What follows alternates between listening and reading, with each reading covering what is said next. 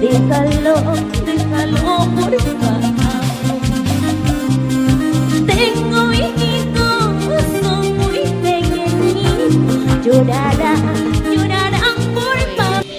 Ahorita lo que está de moda son temas, como ese de Yarita Licea, las que cantan, o sea, son primicias que ya es cantante reconocida. Entonces, ¿quién no? Hasta las mismas personas como mi persona, admiramos al verla al escenario cantar. Entonces yo digo, yo algún día también estaré así. Claro, tengo que seguir, porque perseguir mi sueño, mi meta, y lo voy a conseguir.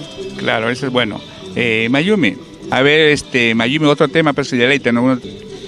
No puede ser, ¿por qué, Dios mío? No es momento, aún no es momento, déjalo por favor. ¿Tienes bonita voz, Mayumi? ¿Has estudiado música, canto, algo de eso? En verdad no estudié música, pero sí, me gusta escuchar mucho, ver los detalles de cada artista, ver cómo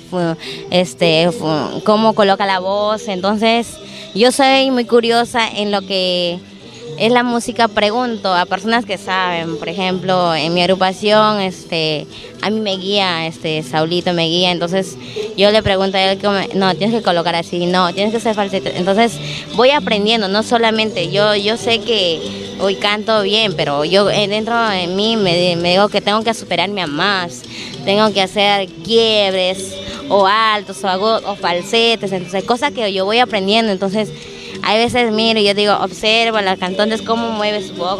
Entonces, sí, en verdad soy muy tímida para las cámaras, muy nerviosa, hasta si me van a grabar, uy, me opaco.